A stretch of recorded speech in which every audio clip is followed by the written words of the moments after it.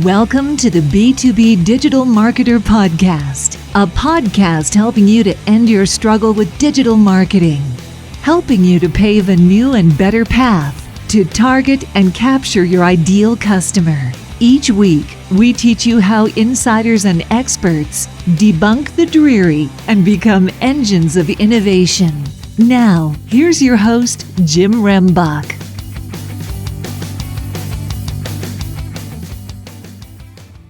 Okay, B2B DM gang, I'm excited about the discussion that we're going to have today because while we can go in a lot of different places because we can mix strategy and tactical and stuff, Paul Slack is going to help guide us into really focusing in on some things that we may be missing and some areas that we may need to be looking at. So Paul, thanks for joining us on the show today. Yeah, hey Jim, I'm super excited to be here. Really excited to connect with your group and talk to them about some digital marketing things.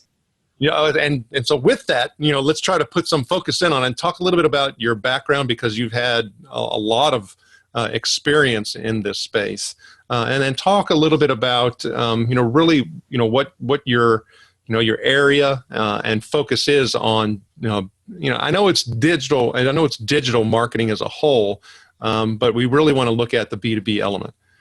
Yeah, you bet. And, our focus is B2B digital marketing. So I'm happy to kind of get you to that story.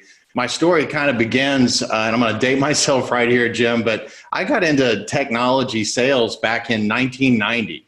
And so, back when, big iron and mainframes were kind of ruling the day, I was brought in as a young sales guy and kind of taught how to, sell. In fact, some of the best sales training around back then was in technology sales. And so I kind of grew up in that. And from 1990 to 98, I was involved in a few technology companies, some really big ones that aren't really around anymore. Ultimately in 98, I found myself as the national account manager for a large storage company with a $21 million quota. And really kind of just at the top of my sales game when this little thing called the internet happened.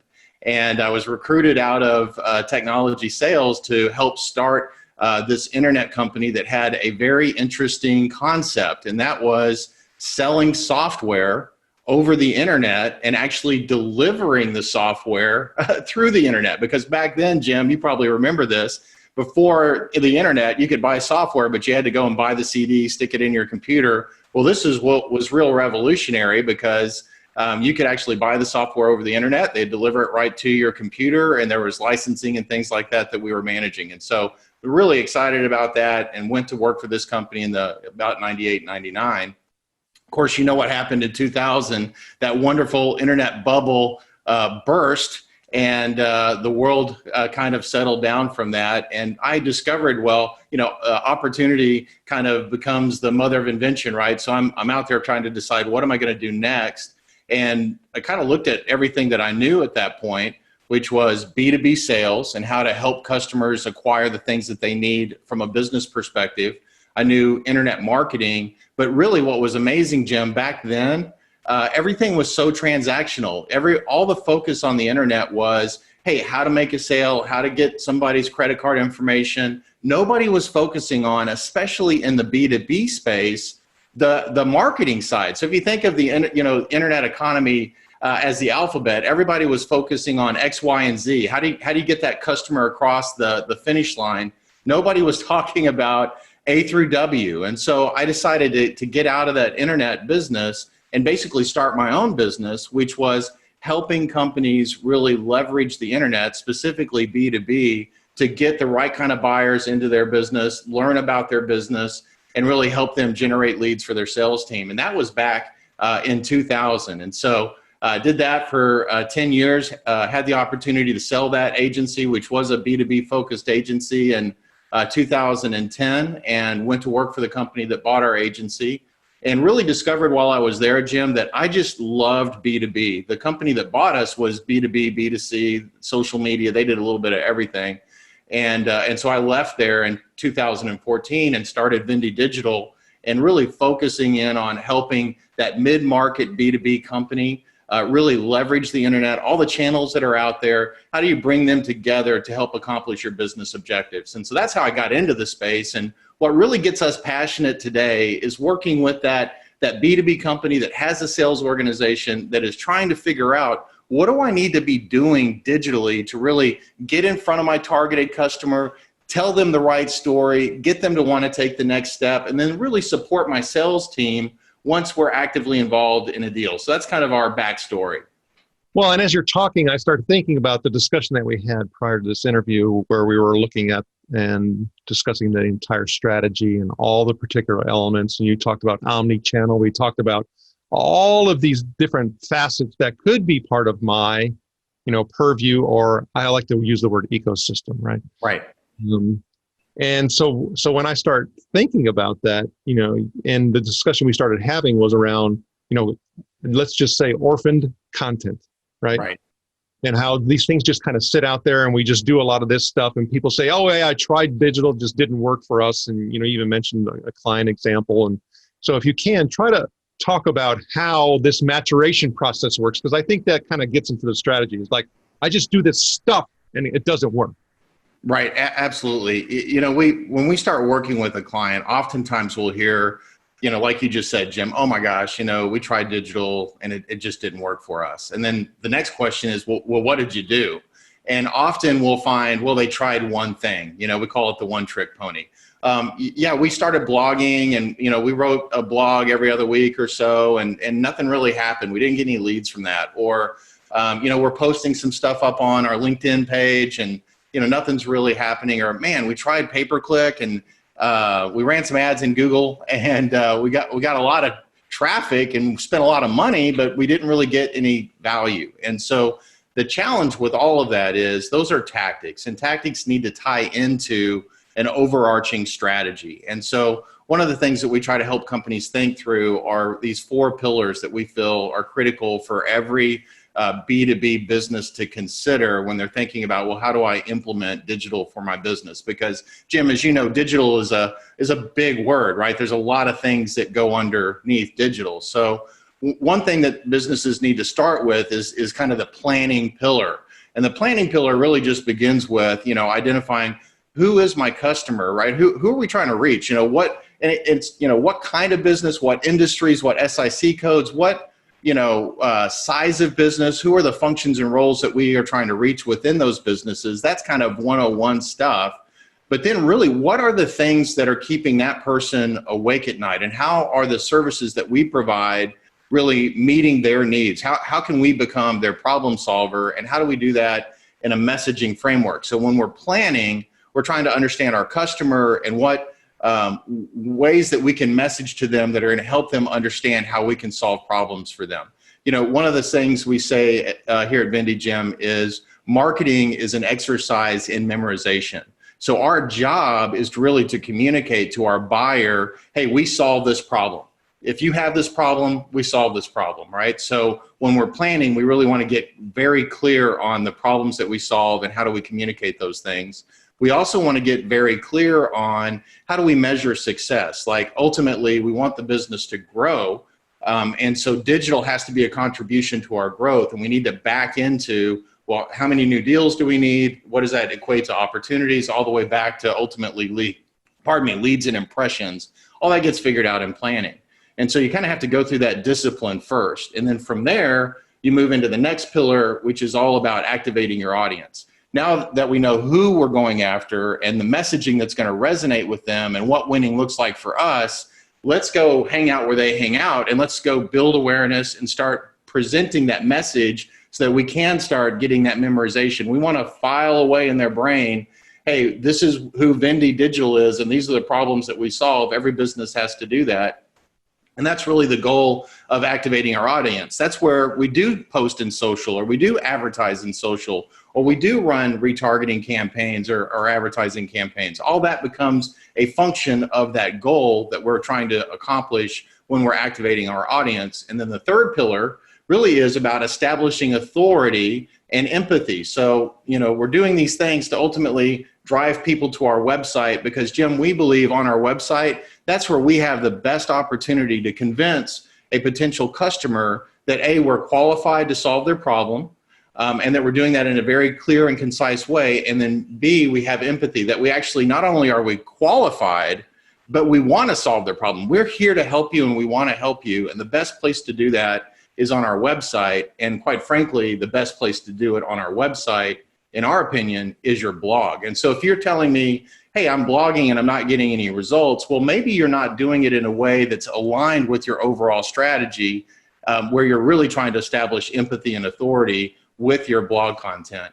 And then ultimately, because we are talking B2B, Jim, the last pillar, the fourth pillar in the process, is nurturing relationships, because we cannot control when a buyer has that compelling event that's going to make them want to transact with us. And so our job as marketers in that fourth pillar is to make sure that we are top of mind, that we're reinforcing over and over and over and over again, our value proposition, and doing it in a way that's useful and helpful to the customer.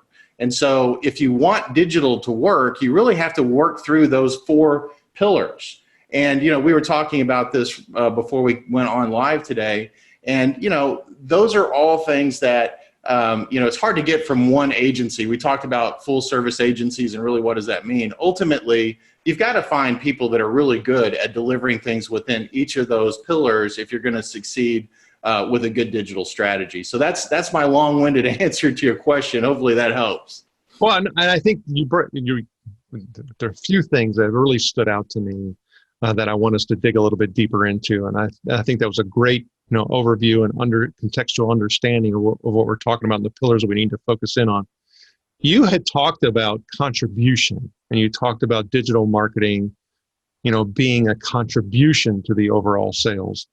Now, if we start thinking about contribution and the contribution that used to exist for digital just a year ago versus the contribution that digital has to play now, what's changed? Oh my gosh, so much has changed, Jim, as you can imagine, especially for all of us B2Bs. And I know that's the audience here today, so I'm excited to talk to you about these things because, the internet has kind of served, I feel like, the B2C transactional industries always first, right? And then we're laggards, if you will, in the B2B world. But there are great avenues today where we can contribute to the overall cause using digital that we didn't have before. And so, when we think about some fundamental things like content marketing, that's been around for a long time, and every business needs to be involved in content marketing. And when you hear me say content marketing, Jim, what I'm really talking about is being consistent in your blogging, being consistent in sharing content out in social that's really reinforcing your value proposition. But what's great today that we didn't necessarily have so much in the past is how can we get the awareness that we need for all that content marketing? Just a couple of years ago, if we're blogging, I think one of our biggest hopes for getting traffic to our website with that blog would be like search engine optimization. Do we have the right keywords? Are we showing up in Google for the right words so that when a buyer is looking for information on that topic, they find our blog, they come to our website? That's great, obviously.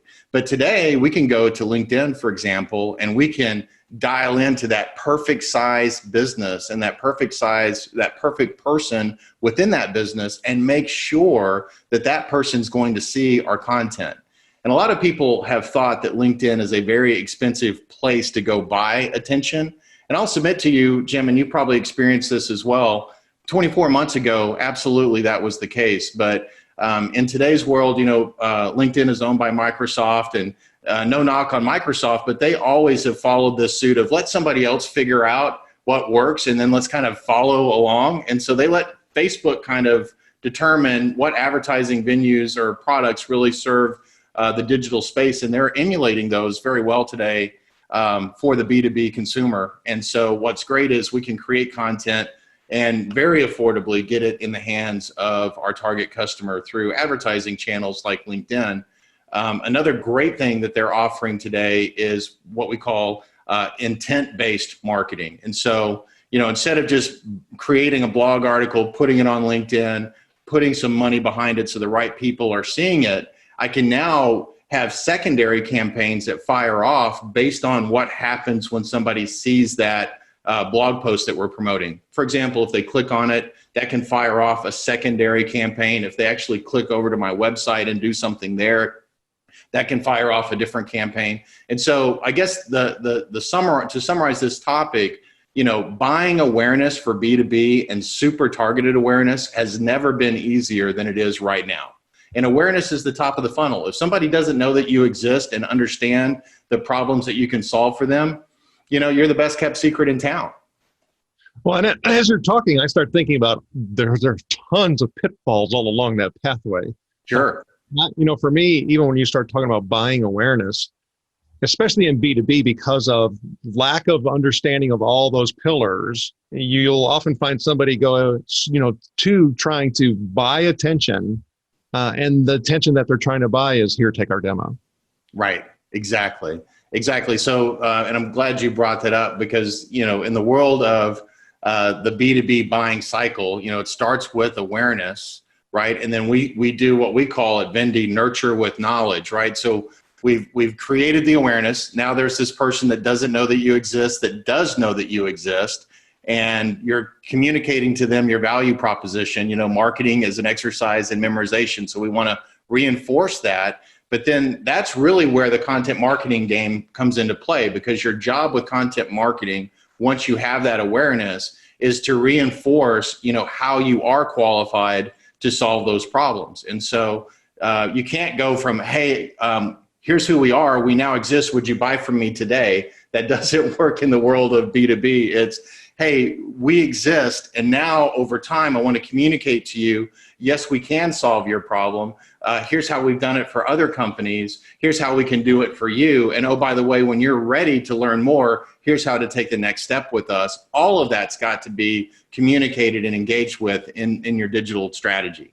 Well, okay, so I want to also dig a little bit deeper on this whole exercise in memorization, okay? Because when you start talking about congruency, when you start talking about connection, when you start talking about taking people down a particular, path, that whole exercise in memorization really could be leveraged in really all those pillars.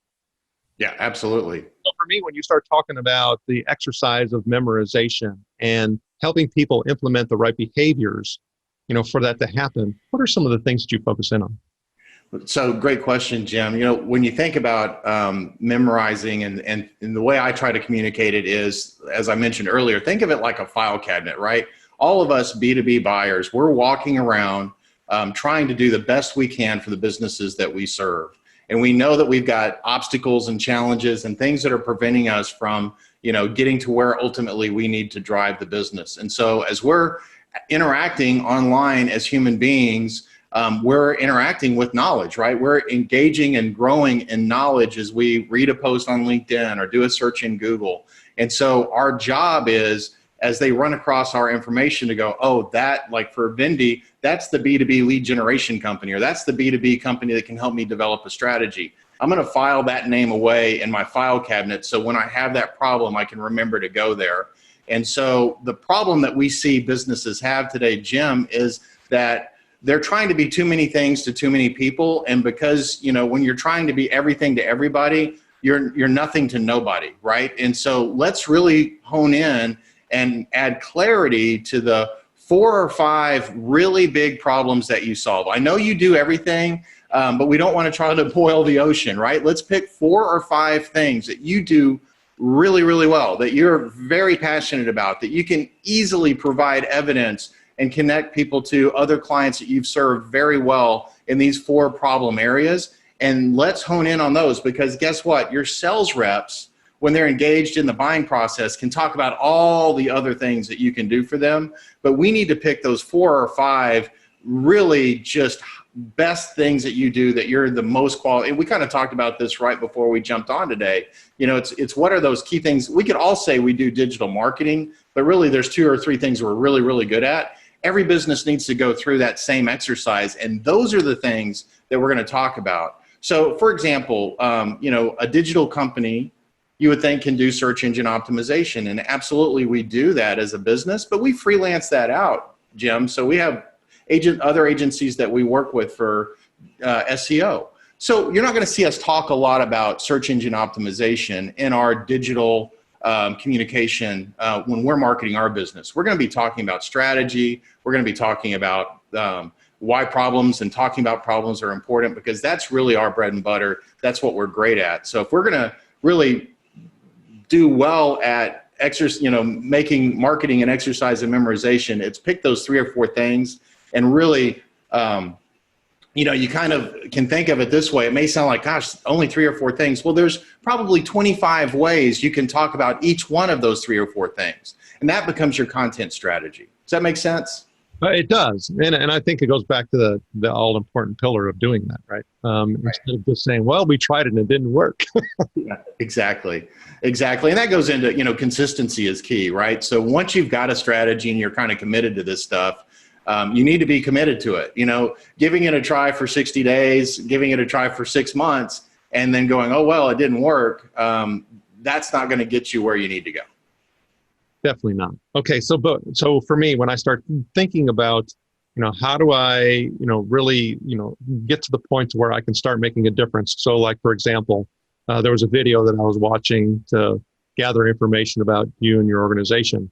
And the client who actually had a video testimonial was talking about how when they started, and then over the course of, they were a client for like a couple of years, 3 years, and they still are, I suspect, is that, they went and had this maturation process and then therefore continued to grow and now have, essentially the primary presence in their market space, right?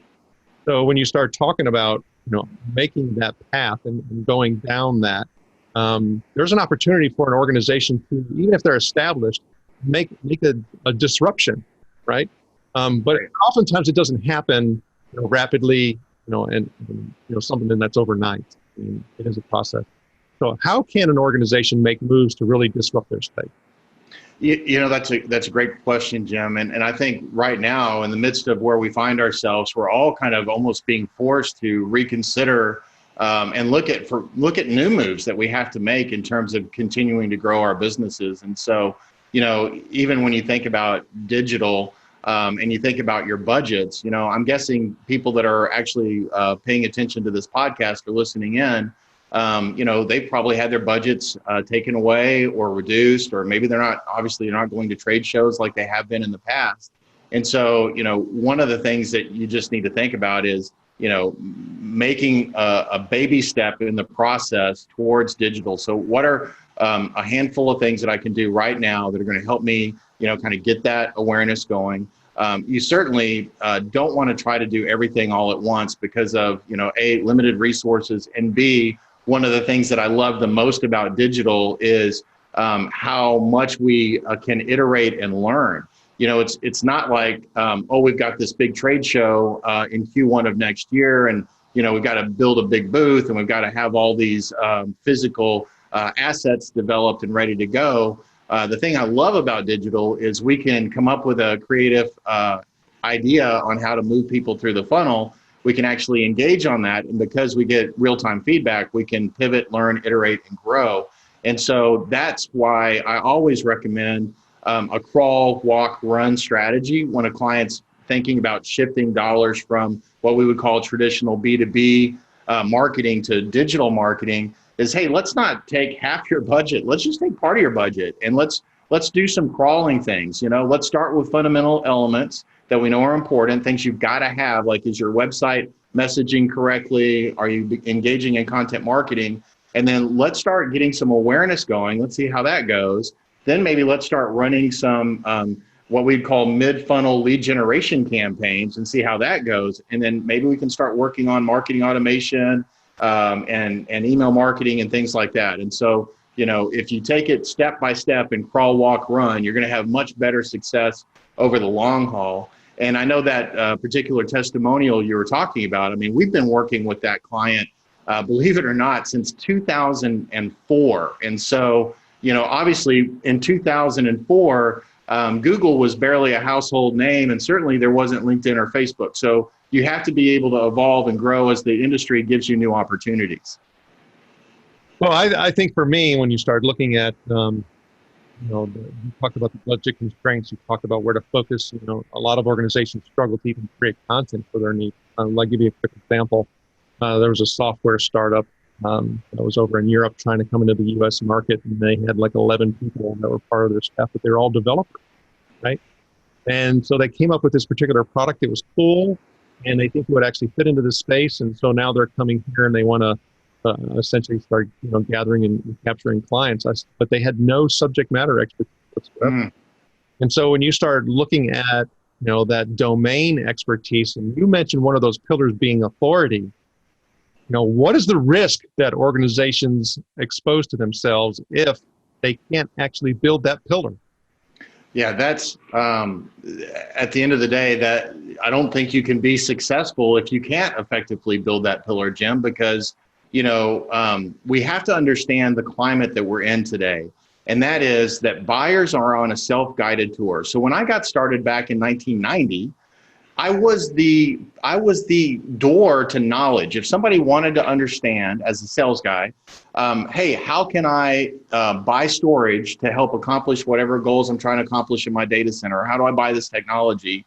The only place they could go was to a salesperson to get that knowledge. So they would come to somebody like me and go, hey, my applications aren't running fast enough. I have these challenges. What do you recommend? And then we would come in and say, well, this is how we would solve that problem. Well, today, because of ubiquitous access to information, our customers are doing that on their own. The salesperson is no longer the gatekeeper of knowledge, if you will. And so the challenge that you're going to have if you cannot establish authority in a digital way is you're never going to communicate to that buyer that you are qualified to solve their problem. In fact, from a digital perspective, I just don't know how you win, because you have to communicate that. You don't know when they're going to come to your website. In fact, Gartner has come out recently and said the buyer is 80% through the buying process before they pick up the phone and talk to your sales guy, which means they've figured out, what is my problem? What are the best options to solve my problem? How can you solve my problem? Okay, now I'm going to talk to you. And so all of that is happening online. And if you are not communicating and establishing authority in some kind of a digital format, I don't think you're going to win. Well, when I start thinking about that, I start looking at some of those budget issues. You talk about constraints, talk about reallocation. Well, what if, all those blinders are off? And I said, okay, spend what you want to spend, where you want to spend it. Where do they need to spend it? So, I would start with, absolutely making sure that you've spent a little bit of time, and, this is more resource allocation than necessarily dollars, but, go through the process of understanding what is keeping my buyer awake at night, and what are the problems that I can solve for them, and what are the different ways that I can communicate that? What are the different modalities, from blogs to social posts to infographics to guides, things like that. I would make sure that you've spent the time. We don't want to throw spaghetti against the wall. With limited budgets, we just don't have that capability, right? We've got to be pretty precise there. And that's the beautiful thing about strategy, is it's just brain power, right? We can get the right people in the room. We can spend some time together. We can come out with a pretty good plan. It doesn't cost any money to do that. And then from there, if I had a limited budget, I would definitely start thinking about, how can I push and buy a little bit of attention on sites like LinkedIn. The other thing that I would invest some money in right now, Jim, is a gated asset. So, some type of a downloadable PDF that continues to guide the customer through a buying decision, that enforces our value proposition, that would aid them. So it can't be just a brochure. It has to be, hey, download our white paper, our guide on options that you need to consider on how to solve this particular problem. It doesn't cost a lot of money today to get a graphic artist to kind of take your words and make them real pretty, and then make it something that somebody could download on your website. And once you have that in place, I would go and spend a little bit of money advertising and promoting that gated asset online.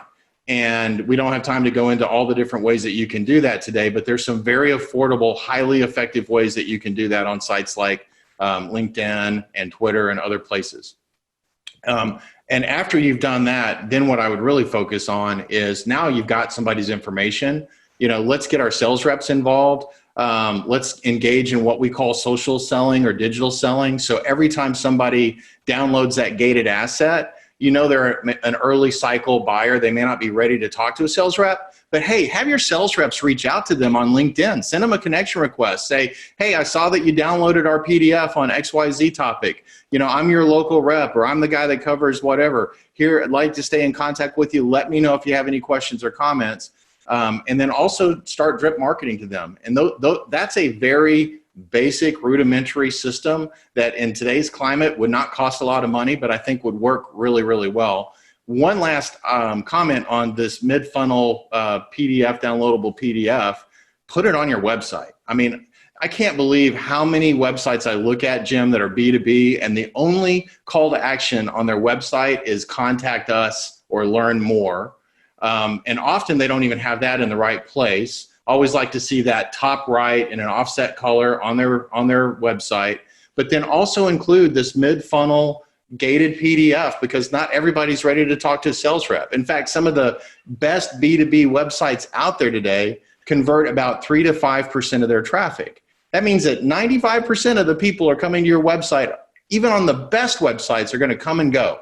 But if you add a gated asset, you're going to convert a bunch of those folks into downloading that asset, especially if it's useful for them. And so that's a really good way to, invest a few dollars now and get some good value out of it.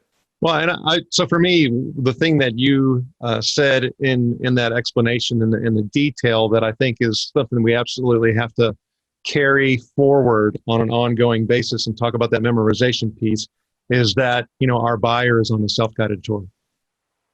Yeah, absolutely. They now are in control. There's this power shift. Back when I started out, I kind of was in control, and every salesman was, because we had the answers, right? Now the buyer is in control, and they don't want to give it up, Jim. I promise you that's never going to come back to the sales rep, right? And so rather than be disappointed about that, we can go back, and this goes right back to planning. Okay, they're in control. What do they need? Honestly, what does a buyer need to help them make an informed decision that will solve this problem that we are experts on solving? And let's understand that buyer journey and make sure that we call them assets, but we've created assets for every step of the way, and that we are promoting those assets out there online. They're on our website. We're promoting them as social posts. We're promoting them in blogs, and they're available because they're going to come to our website. We're not going to know that they're on our website necessarily until they opt into something or ask to talk to a sales rep. But let's give them what we know they need to help make that informed decision. And by the way, when we create those assets, we're able to add bias to it that helps formulate their beliefs on how to solve their problems that align with our features, advantages, and benefits. If we don't create those assets, guess what they're doing? They're going to your competitor's website. They're reading their website, downloading their assets, and their beliefs are getting formulated in a way that align with your competitor's features, advantages, and benefits, and not yours. To me, that's also one of those, request for information or RFP processes as well. So in other words, if you get that blind RFP and your competitor's verbiage, don't bother responding. Yeah, exactly. In fact, if you get that blind RFP and that's the first time you've heard of that company, probably don't even need to open it. Don't try to get in a race you're bound to lose. Yeah, absolutely. Okay, so when I started thinking about all this, and we touched on several different points along those pillars and along the strategy, I started thinking about, okay, I need to get grounded, and I had to have a starting point. So what is an extremely important question that a B2B digital marketer needs to be asking themselves?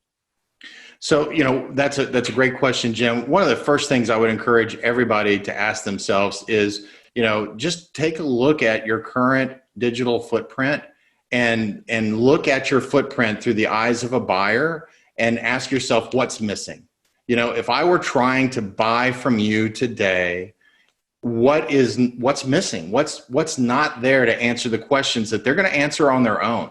And that will begin to help you formulate the things you need to go and create. So, one of the first things you need to do is just go look at, okay, what's missing on our blog? What's missing on our website? What's missing in the way that we're engaging in social media?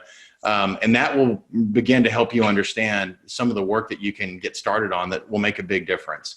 Because communicating in the buyer's language and giving them what they need to win and to solve their problems is the most important thing you can do right now. Most definitely. Paul Slack, I had fun with you today. Can you please share with the B2B DM gang how they can connect with you?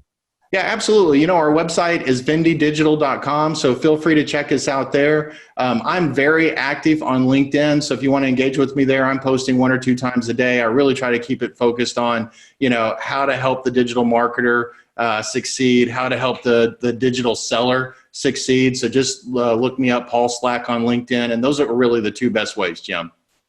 Paul, thanks for sharing your knowledge and wisdom, and we all wish you the very best. Yeah, thanks, Jim. Have a great day, everybody.